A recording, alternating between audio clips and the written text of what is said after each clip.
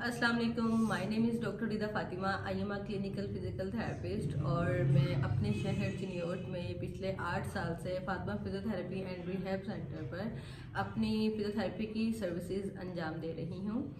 आज हम बात करेंगे एक बड़े कॉमन प्रॉब्लम की, जो कि किसी भी जॉइंट में हो सकता है, ऑस्टियोआर्थराइटिस। ऑस्टियोआर्थराइटिस में होता क्या है कि जो कार्टिलेज है वो डीजनरेशन उसकी शुरू हो जाती है और जॉइंट स्पेसिंग जो है किसी भी जॉइंट की, अगर ये किसी भी जॉइंट पर होता है तो जॉइंट की स्पेस ख़त्म हो जाती है और जॉइंट की फ्यूजन होने के चांसेस ज़्यादा होते हैं इसके ग्रेड्स के अकॉर्डिंग।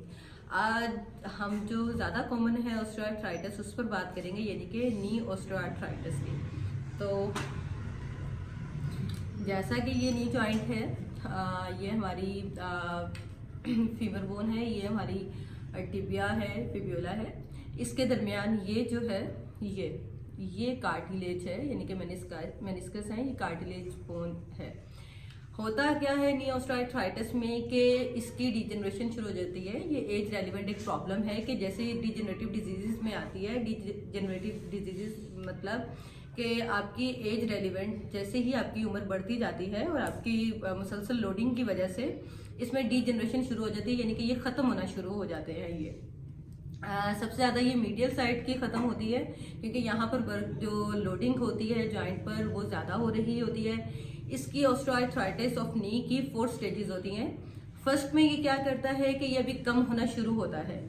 सेकंड में ये जो मेनिस्कस हैं या ये जो कार्टिलेज है ये हाफ डैमेज हो जाता है। थर्ड स्टेज में ये टोटली डैमेज हो जाता है और फोर्थ स्टेज में ये बिल्कुल जॉइंट जो है ये वाली बोन इस बोन के ऊपर रगड़ खा जाती है, यानी कि फ्यूज हो जाती हैं और ऑस्टियोफाइट्स भी बन जाते हैं। इसकी जहाँ तक रही ट्रीटमेंट की बात, तो ट्रीटमेंट में ये आता है कि अगर आप फर्स्ट सेकंड स्टेज में है तो फिजियोथेरेपी आपको बेस्ट ट्रीटमेंट दे सकती है इसमें और आपकी प्रॉब्लम को बढ़ने से या ज़्यादा जल्दी बढ़ने से आपको बचा सकती है और आपकी जो क्वालिटी ऑफ लाइफ है या नी यूजेज है वो बहुत अच्छा हो सकता है अगर आप तो फर्स्ट या सेकंड स्टेज में ही फिजियोथेरेपी करवा लेते हैं या फिजियोथेरेपी सर्विसेज से अपनी कुछ चेंजिंग्स अपने रूटीन्स में कर लेते हैं।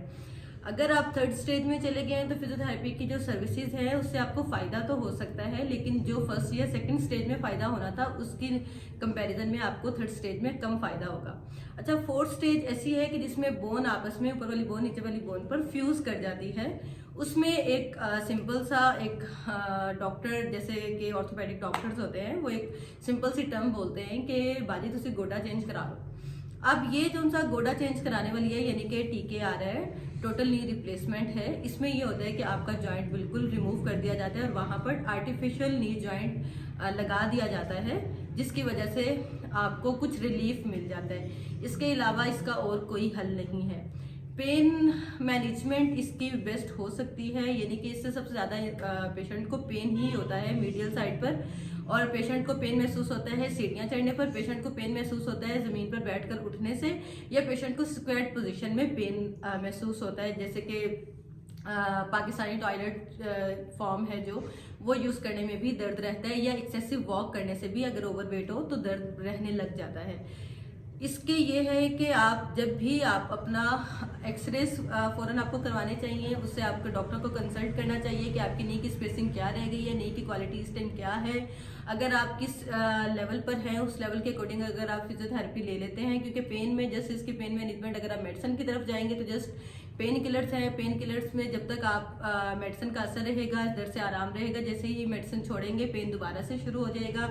जबकि फिजियोथेरेपी से मसल सेटिंग होगी, मसल पर लोडिंग कम से कम होगी, जॉइंट आपस में क्लोज कम से कम होगा और आपकी प्रॉब्लम जो है ज़्यादा डिजेनरेशन की तरफ लेट जाएगी एज कम्पेयर अगर आप जस्ट मेडिसिन पर फोकस करते हैं तो मेडिसिन से जस्ट पेन किलर आपके पेन किलिंग इफेक्ट्स आएंगे, आपके जो लोडिंग है नी की वो कम नहीं होगी, प्रॉब्लम उतना ही तेज़ी से बढ़ेगा। विद इन ईयर्स आप अपने जॉइंट को ख़राब कर सकते हैं। इसलिए जैसे ही आपको नी की मिडल साइड पर पेन हो, यानी कि इस साइड पर दर्द रहने लग जाए बैठकर उठने में, सीढ़ियाँ चढ़ने में या ज़्यादा देर वॉक करने पर, या ओवरऑल नी में पेन रहने लग जाए, आप एक्सरे करवाएं, अपनी जॉइंट स्पेसिस को इवेलुएट करवाएं है और उसके अकॉर्डिंग आप अपना ट्रीटमेंट प्लान सजेस्ट कर सकते हैं अपने लिए और फिजियोथेरेपी करवा कर अपना पेन क्योर करवा सकते हैं।